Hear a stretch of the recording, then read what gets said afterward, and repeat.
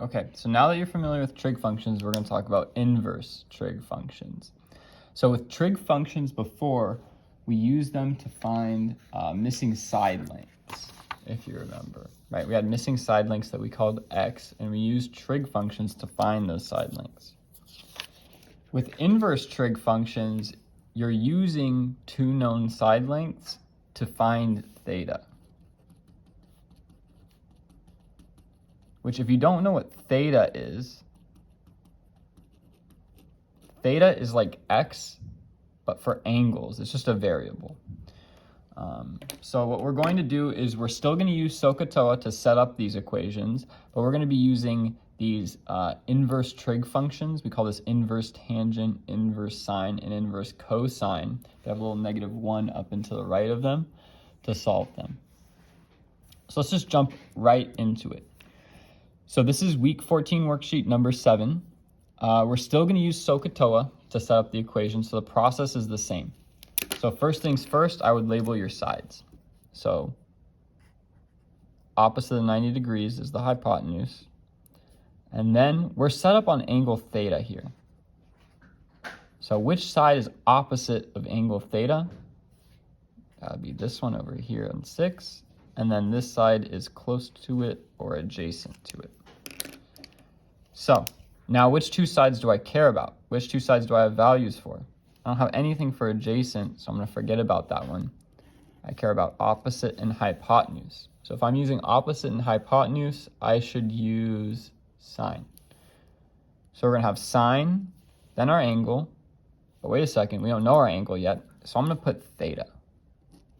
Sine theta equals same following the equation, opposite over hypotenuse. So 6 over 10.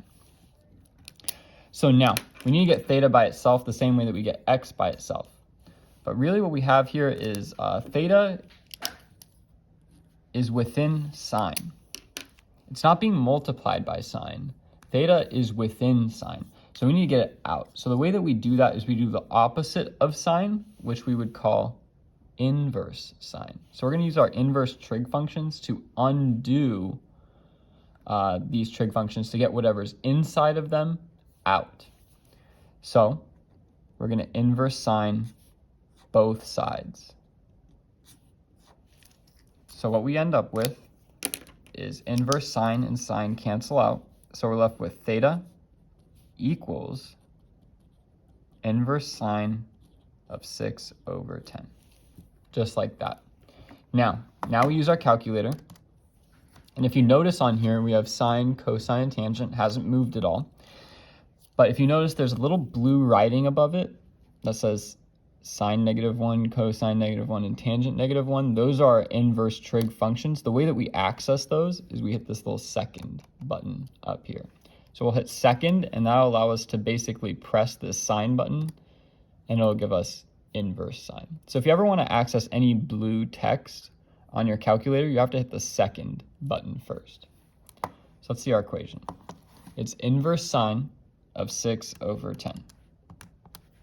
So I got 36.87. So theta equals 36.87. So before we found out the sides with x, but in this case theta is an angle. That's our angle that we don't know. So we now know that this angle right here is 36.87 degrees. So moving on to number 8, we're going to do the same exact process. I want you to try this one on your own. Go and pause the video and try it.